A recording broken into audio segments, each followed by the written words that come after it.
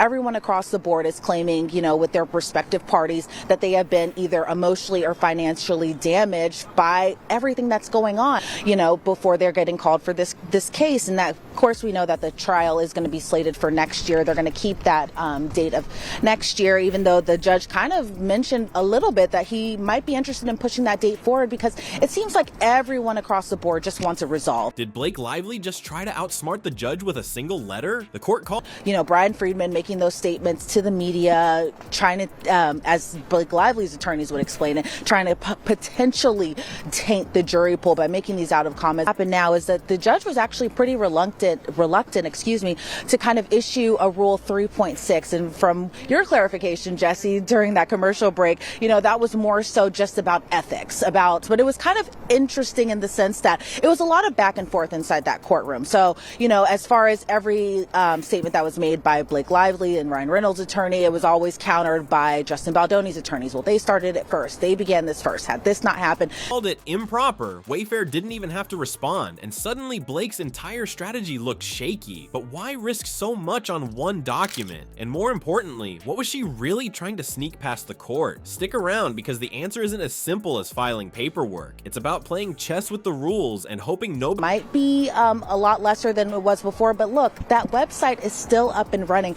I actually saw the website on Friday when it had first launched, and I think that was also a big issue from Blake Lively's team, is that because they kind of explained that this was all their side of the story. This was one-sided. But when you have receipts, proofs, timeline, facts, text messages, all this stuff, they were okay with the website going up as far as the amended complaint goes. Now, when it came to that timeline, they actually wanted that timeline to be incorporated with the complaint as far as going into that paragraph. What he notices when you bend them. Before we move on, I'd like to ask you a small favor. If you appreciate this content, please take a second to like this video and subscribe to the channel. Over 98% of you watch the videos without subscribing. It costs you nothing, but it makes a huge difference to us. So, did you click the subscribe button? Great. Thank you so much. Now, back to the video. What happens when you're... No, not necessarily. So what's going to happen now is that the judge was actually pretty reluctant, to kind of issue a Rule 3.6. And from your clarification, Jesse, during that commercial break, that was more so just about ethics. No, unfortunately for our viewers, there was no Justin Baldoni, there was no Blake Lively, there was no Ryan Reynolds or any other family members, as far as I could tell from being inside that courtroom. What exactly happened with the protective order? The big conversation was whether or not Brian Friedman, or let alone any other attorneys, how much they can litigate this case in the public. What out-of-court statements can they make? Star witness changes his story every holiday like it's a bad Christmas present. You get chaos wrapped in shiny legal paper that tears open way too easily. That's exactly what James Vazuka brought into this courtroom circus. A man who managed to turn sworn testimony into something closer to a choose-your-own-adventure book than a legal document. On December 25th, instead of Lively's whole discovery game was tied neatly into Vazuka's declaration, and she seemed to think that his words would be the gift that kept giving, except his gift turned into one of those defective toys with missing parts and instructions written in another language.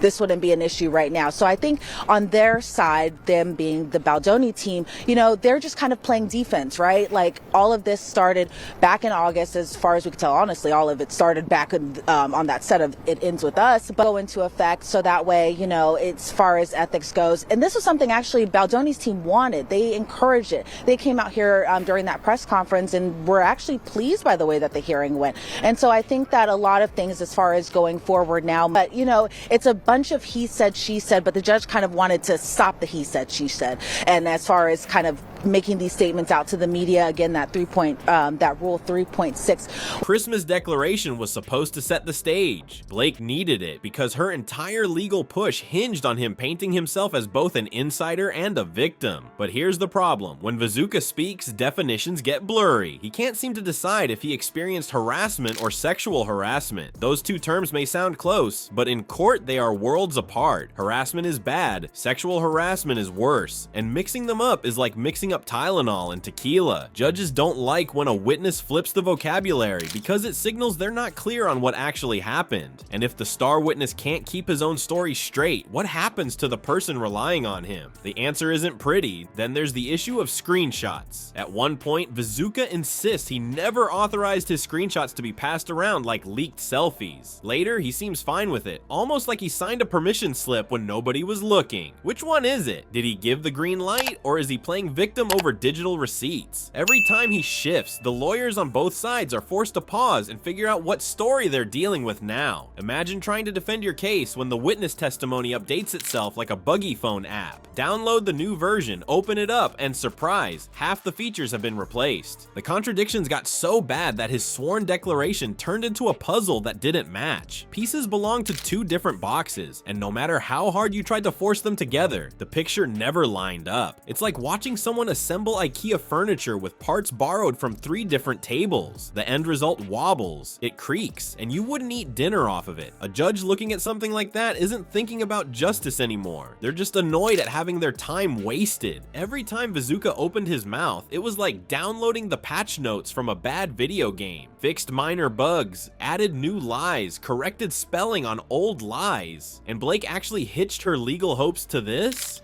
That's the twist of irony that makes the foundation look less like strong stone and more like a sandcastle at high tide. She wanted steady support, but instead got someone who talks like the update log of a glitchy beta app. Courts hate moving targets. Judges prefer a clear record, not a witness who changes lanes without signaling. You can lose a case with weak evidence, but you can absolutely crater a case with unstable testimony, because once a statement is sworn under oath, it's not just storytelling. It's supposed to be the truth etched in stone. When that stone crumbles in real time, it doesn't matter what else is in your file. The credibility death blow already landed. And Vizooka? He somehow managed to collapse inside his own contradictions. And just when things couldn't get stranger, Vizooka rolled out the disappearing phone story. According to him, his device was stolen, but the timing and details make people wonder, did it vanish or did he simply nuke the evidence himself? A missing phone in a case already drowning in shaky claims does not look like random bad luck. It looks like sloppy cover-up energy. The fact that this excuse even made it into arguments tells you how desperate the defense was for material. Nobody with intact credibility starts dropping cell phone theft tales like excuses for late homework. So the judge stepped in, and the rejection of Blake's filing didn't read like paperwork nitpicking. It felt like a loud warning. Don't put your faith in witnesses who couldn't even pass the consistency test in middle school debate club. Vizooka's shifting stories weren't just awkward, they were toxic, and the court refused to wade any deeper into that swamp. If this is the best teammate Blake could find to back up her moves, the question isn't how strong her strategy was. The real question is what kind of game plan relies on pieces that crumble the minute you press on them. Blake's legal strategy doesn't look shaky just because of one sloppy letter. It looks shaky because she keeps leaning on people like Vizooka who can't keep their story straight. Every time